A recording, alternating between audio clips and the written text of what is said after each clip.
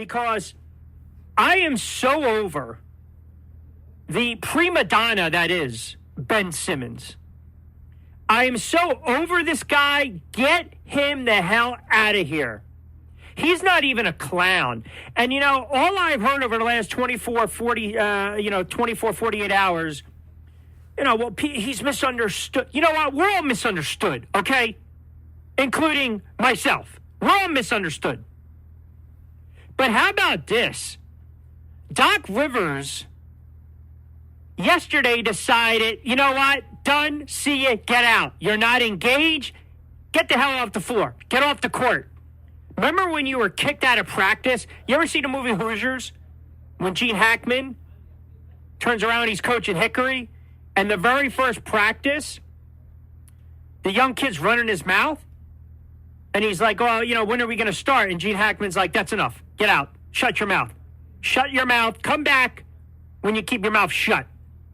So Simmons gets kicked out yesterday, suspended for 1 game for personal conduct because this guy is, quote unquote, not engaged. Not engaged. So let's just go down the timeline, shall we? My refusal to report to training camp. I've severed all ties in communication with the front office, my teammates. I was willing to forego $33 million because I want to get the heck out of Philadelphia.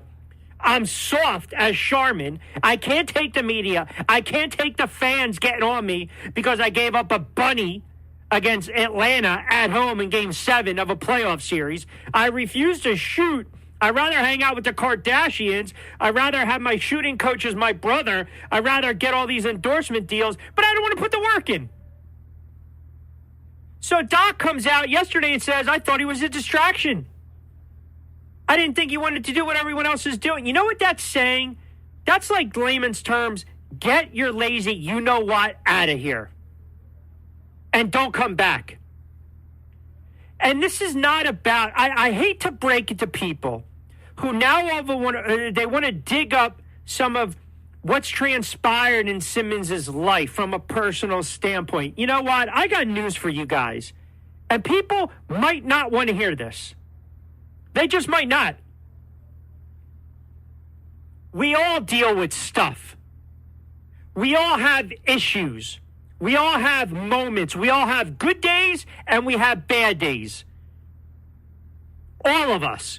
We all have family issues. We all have relationship issues. We all have friendship issues. We all have business issues. But you know what we do? To the best of our ability, we still try to get up each day and produce and be productive. We don't just roll over or hide under a rock. So I don't want to hear this stuff. If Ben Simmons needs to go speak to someone, then he can go speak to somebody. He can go speak to someone if he's got things that he's dealing with internally. And this is sports, man. Okay? And I understand that life is bigger than sports. But you're magnifying this. The perception now is, am I going to use something that's affecting me, or I'm going to bring it up out of the blue? Or are you just going to admit that you're soft, man? You can deal with stuff and have a tough exterior, right? And a tough inside. He's just a soft dude. He's a soft kid. Because everything's been handed to him. He's never had to work for anything. And don't tell me that he's had to. He hasn't. He's entitled. He wants everything on Ben Simmons' time. And if you're not on board, get out of my way. Let me take my ball and let me go home. You all know that you all know these kind of cats. You all know these kind of characters. We've all grown up with them. We went to school with them. Maybe they're friends of ours. We played sports with them. Something doesn't go their way. What do they want to do? They want to pick up their ball and they want to get the heck off the sandlot. They want to get out of the sandbox. They're going to take their shovel and their bucket and they're going to go home. Man, we don't need a kind of guy like that. We don't. We don't. And then for the big man to basically come out in Embiid and say, I'm not going to babysit him, to paraphrase. Good.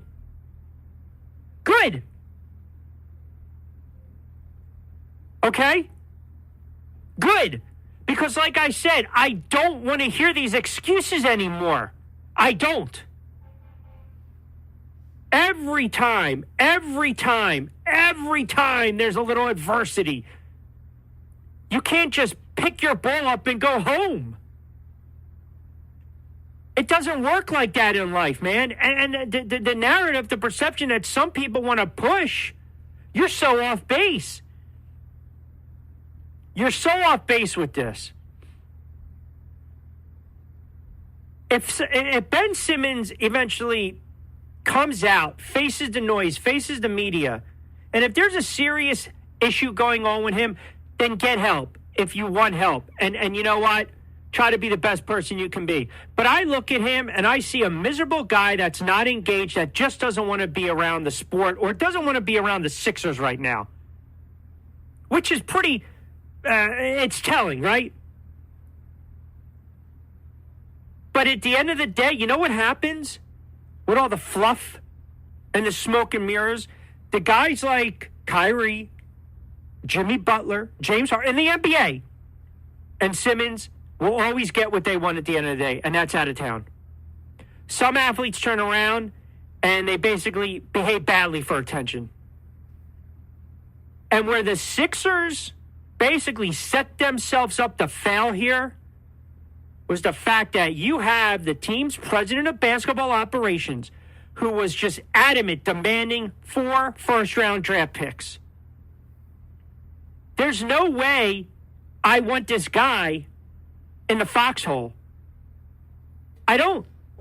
All you got to do is watch tape. Sixers lose 103-96, Game 7 in the Eastern Conference semifinals. And you know what he does? In 36 minutes on the floor, he puts up, 5 points, 8 rebounds. But afterwards he said, did you see how many assists I had? Is that all-star worthy?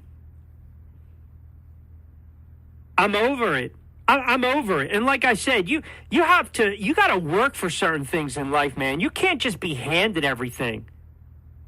You just can't. You can't expect that everyone's going to open the door for you. You can't expect that everything's going to fall into place the way you want it to fall into place. This is your adversity time, right? This is where your characters are revealed. And what have we seen? We've seen a player that's not engaged. We've seen a player that's not a team player. That's a selfish player. That's a me. And there were red flags with Simmons years ago. That he doesn't have that competitiveness. He doesn't have that fire. Then stick him somewhere. Go somewhere cold, man. And go win your 20, 25 games a year. Go ahead. And maybe you make an all-star team. If the pressure's too much, fine. Send them off to, I don't know, name a team. Name a team. Send them off to Minnesota.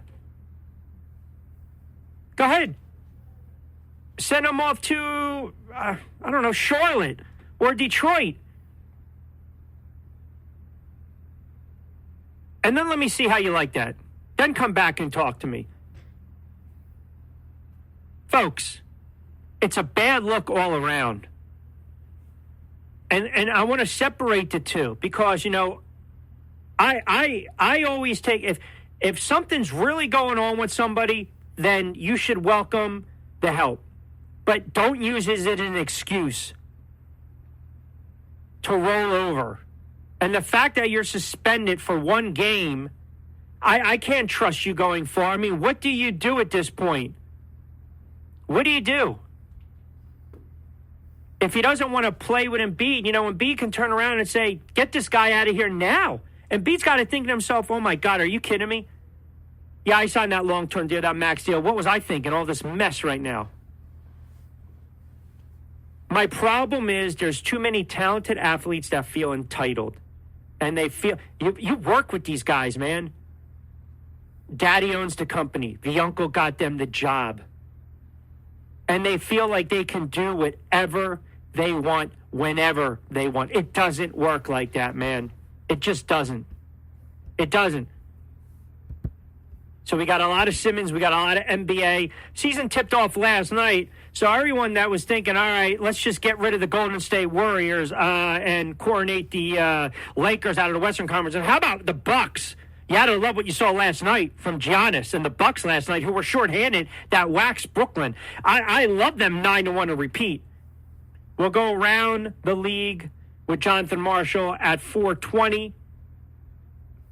And I can't believe this. I mean, he's actually covering the Red Sox in the ALCS. So I'm probably going to have to get a baseball thought from Jonathan Marshall, which just kills me. It's the lesser of two evils. I'll be quite honest. I have just been miserable with my squads. I've been miserable. I got to sit here. I got the Cheaters and the Astros, and I got the Sox. I'm still ticked off that Gallo was banned cleanup in a playing game. Oh, I didn't even get into Boone and see I'm getting heckled by my friends. Congrats on Boone returning. Yeah, because, I can't stand Aaron Boone. So I got that mess to deal with. I got the Giants once again that just decided, hey, you know what? Let's celebrate the 2011 championship team by rolling over like a bunch of dogs against the Rams on Sunday. Sometimes it's better that I'm in the car and I don't have to watch these games. It was a disgrace. I don't know what to say. It was a disgrace. All right, you guys are coming in already. So you guys are throwing me trade options right now for Simmons. You guys are the best. Let me guess. Ben Simmons goes to Sacramento, and in return, the Sixers get, Begley and Hield. Is that where we're going today? All right, we'll have fun with that. At Rich Q on Q. Jonathan Marshall on the other side, 17 past the 4 o'clock hour. We're just cranking up on a Wednesday edition of BYP right here on AM 1490, Sports Betting Radio. And as I mentioned, too, a lot of NFL to get into. I will give you my thoughts on Johnson returning, Ertz trade, the NFL as a whole. We're seeing a lot of movement with some of these lines. We're seeing a ton of movement, by the way, with some of these MVP and divisional plays. So we'll dive into that on the other side. Jonathan Marshall on the NBA.